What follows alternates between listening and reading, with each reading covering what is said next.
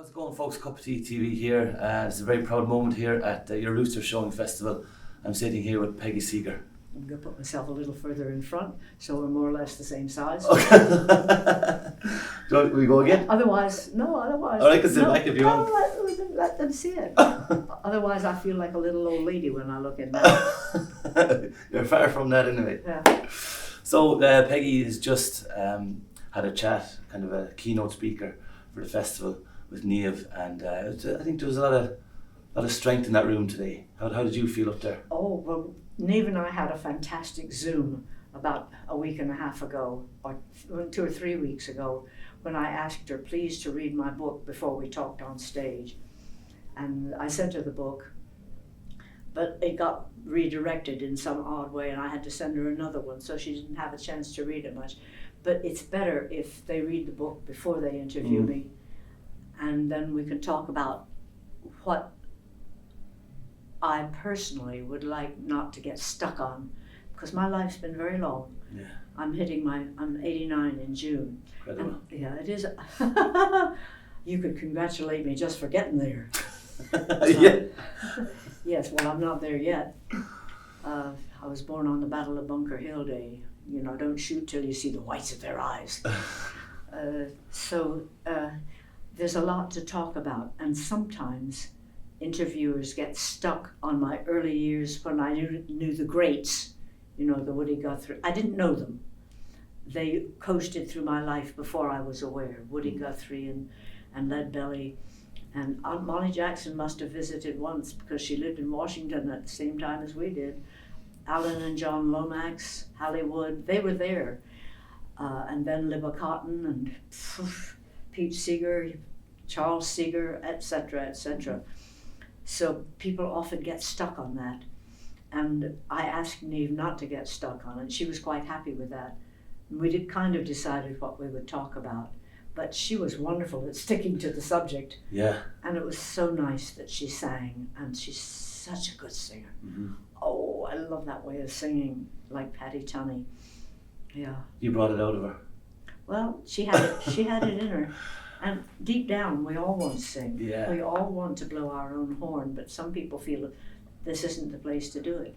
But she realized that we were equals on that same stage as singers and experience, as older women, and as leaders of our own sort.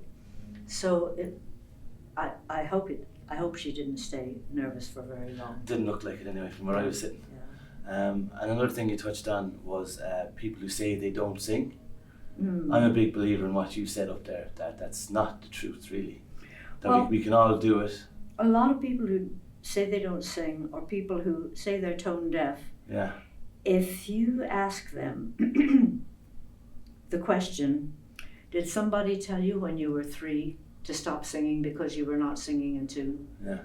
And invariably, huge number of them say yes, so I never sang again because people told me not to sing. So if I was in the 3rd row and the choir was singing, they told me not to sing. So I mouthed the words. And that is deeply harmful for anybody psychologically. Anybody, I mean, people who haven't been brought up with singing going on around them often don't sing. Mm-hmm. A lot depends on why they don't sing, but there's very few people who can't sing at all if they get the proper early treatment. Oh. And songwriting as well. Niamh on stage said, haven't written a song, and you said I can get you to write one. Oh, I could in 10 indeed. minutes. What, did I say 10 minutes? I think you said it. Oh my goodness, no, it'd probably be 5 or 30. Yeah. So what about songwriting then in terms of teaching that? How do you do it yourself, so in your own way? How do you kind of draw that out of somebody else? I'd start with something very, very small. I taught songwriting at Northeastern University in America, in Boston, only for 2 semesters, 2007 and 2008. And I'd never taught songwriting before, but I had an idea of how to do it. I discovered that the students had no idea what a tune was, what a melody was. They didn't know what it was. They listened to Radiohead and they listened to Pink Floyd and they listened to this and to that. And they could not reproduce a tune. So I didn't allow them to make up tunes. They were just allowed to make up words to tunes that I would give them. Nice. And as many singers know, the tune often tells you where the words should go if you're writing a song. So Niamh would probably be very, very quick. But the way I would begin is saying, all we're going to do is make up 2 words. And I'd sing a song like, there was a man and he was mad and he jumped into a pudding bag. The pudding bag, it was so small that he jumped into a wooden wall. Now, all you have to do is just create a new noun and a new adjective. There was a man and he was mad. That mad is your adjective. And he jumped into a pudding bag. So you have to have a new adjective and a new noun. Okay, so let's say, the pudding bag, it was so full. That's an adjective. But he jumped into some cotton wool. And then you say, the cotton wool, now you've got a new noun and a new adjective. The cotton wool, it was so white that he jumped into the middle of the night. And you have to be able to do this very quickly. And my students were too ashamed at the beginning to do that. They were afraid of making a fool of themselves. And so the first thing is, don't be afraid of making a fool of yourself. Because you have to write what doesn't work before you write what does. Yeah. So I don't know if you could play that game with me. Could you want to try it? Okay. There was a man and he was mad and he jumped into a pudding bag. The pudding bag, it was so grey that he jumped into an iron tray.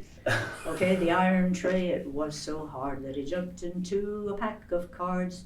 The pack of cards, it was so soft that he jumped into. I'm stuck. A loft. Big tall loft. A big tall loft, there you go. A big tall Absolutely. loft. Jumped up into the loft. Okay, the big tall loft. It was so, well, I was going to say it was full of grain. So he jumped into an old freight train. Train, yes. Okay, the old freight train, it ran so fast that he jumped into the green grass. Good, you got it. So now once you can do that, just continually, without stopping. There was a man and he was mad and he jumped into a pudding bag. Pudding bag, it was so big that he jumped into a judge's wig. The judge's wig, it was had some curls, so he jumped into a bunch of girls. The bunch of girls, they were so young that he jumped into a pile of dung. The pile of dung, it did so stink that he jumped into the kitchen sink. The kitchen sink. Now, I have not done those before, but you can do them so quickly that you lose shame and you can soon learn what not to put into a song. And then you make up a quatrain where you have to make a good chorus. And by that time, you have lost your fear that you can't write a song because you've written a song. Yeah. And then he was mad. So you begin with the smallest possibility. You don't eat the Christmas turkey all at once. You eat it one bite at a time. So that's the way you would do it. And that's the way we would do it. We're talking to Niamh. You can't see her on the television. Yeah. But she's over there. She's going, yeah. And that's a good way it's a stupid way of starting. But you could make up something about yourself. It doesn't matter what you make a song about. Silly is good, though, I think. It could be so silly. Yeah. It's just losing the idea that a song, like a poem, has got to be a poem. And you're looking to examples this, examples that. Oh, I can't make one up like that. I can't make up one like that. Well, you can make up 2 lines, one of which rhymes with the other. You can certainly do that.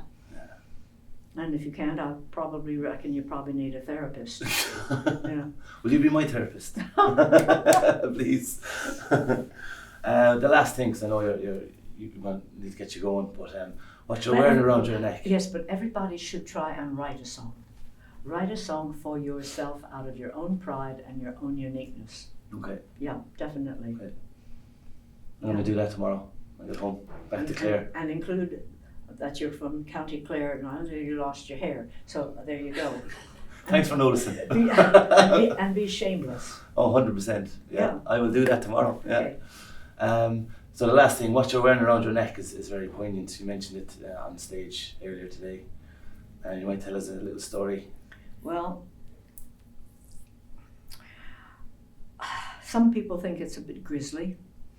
Whenever I travel, by car, by plane, I have an amulet around my neck, and I've had it for 30 years, about 30 years, and in it is my mother, a big piece of my mother's ashes, a bit of my father's, and a bit of Ewan McCall. It began with just my mother and my father, and then when Ewan McCall died, I had it opened up and I put some of his ashes in. It's only about like this, and I think it was meant for drugs, because the people at customs, they always look at it very. You can't. It has been sealed in, and you might call it a good luck amulet, but no, it makes me feel warm when I put it on. And when Pete died, my brother Pete, I had two brothers that I was close to. Mike was 2 years older than me, and we were like this. We were buddies right through our teenage. He was 2 years older than me. Pete was from my father's first batch. My father married a fantastic violinist woman named Constance Edson. And his story is very interesting too, with her, well worth looking into. But the issue from that was Charles, John, and Pete, three brothers. Well, Pete was born in 1919, and when the mid-30s hit, he decided to quit Harvard and just go on the road with Woody Guthrie. And he became hooked on folk music, which my father already was, through a life that you'd have to study differently. And Pete, when my father got together with my mother, he was her stepson, and they absolutely grooved. My mother, Ruth Crawford Seeger. Now, she was 15 years younger than my father. So she was born in 1901, and Pete was born in 1919. So he was 20 years younger than she was. Mm-hmm. But they bonded and they worked together. And Pete held me in his arms when I was born, for Christ's sake. He was in my life from the very, very beginning. And he used to come down to our house, and he'd let us retune the banjo strings, and he'd take us for walks on his big feet, as children, as toddlers.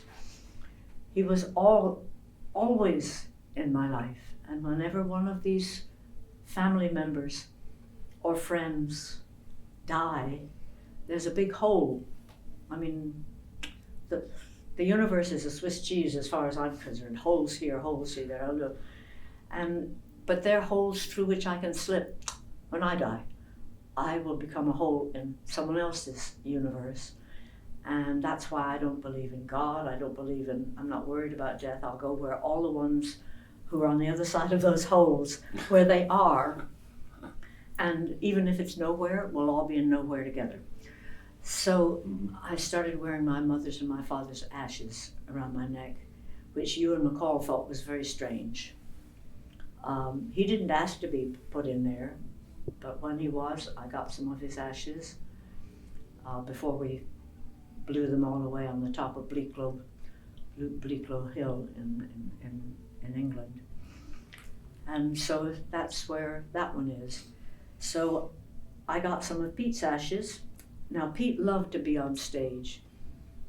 I'm of the opinion, and I know I'm talking a lot, okay. I'm of the opinion that anybody who gets up on stage is either a masochist or an egotist.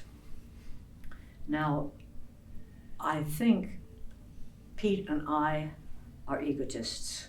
We love being on stage. We love the attention. We love the sharing. We love what happens. You might add another one, because folk music allows us to also be musically socialist, because we're throwing the songs out that have come from there and we're throwing them back. And we threw them back in different ways.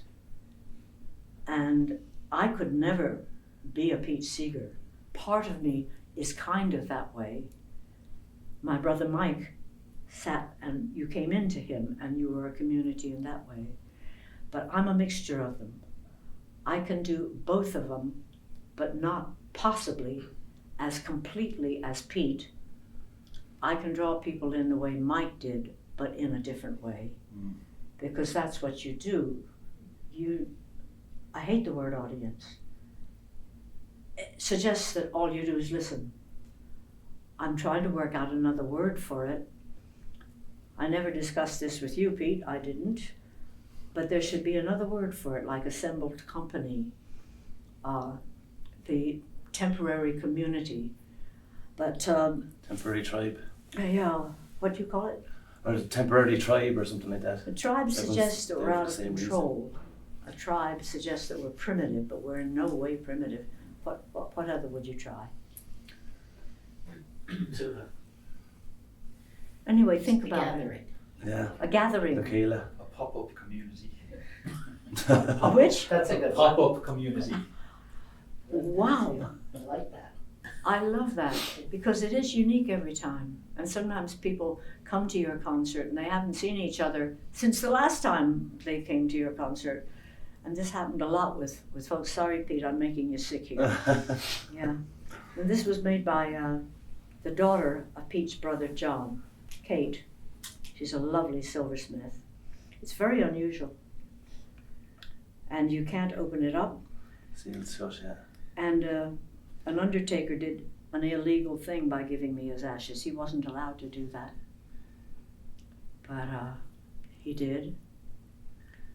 And so I bring company on Pete. stage now whenever you're on stage. Yeah, I bring him on stage because he loved to be there. Nobody has to carry my ashes around on stage. Yeah. Well, Peggy, thank you. Today you brought people together in that room that we were in for the chat with Niamh. Yeah, well, it was nice. They were Thank you for that. They were already together in their heads before they came there, which helped. Yeah. I didn't have to win anybody over. Well, that's largely due to who they were waiting to see and hear. So thanks for giving me a Thank you. chance to talk about this. no Yeah. problem. Yeah. Pleasure. Thank you. Hopefully I see you soon. Yeah. Okay. Oh, And you inspired me to write a song tomorrow. Oh, and yes. I'm gonna do that. Oh yes. and the hair thing suits you beautifully. Thank you. It does. So much. You reflect from the top. No, it is. It's Thank wonderful. you so much. It's wonderful. Yeah. It suits you. Some people it doesn't. I just rock it, whatever God gave me, or whoever gave me. No, whatever Right. God took away as well. Yeah. They have a saying, I'm not losing my hair, I'm just growing up through it. Brilliant. Yeah. I love all this. This is great. Okay, thank you, David. Thank you so much. Oh, I love it. Absolute pleasure. Thank And you. hug on the other side. Yeah, Yeah. of course. You have to even it out. Yeah. I'm a Gemini. Thank you. Yeah.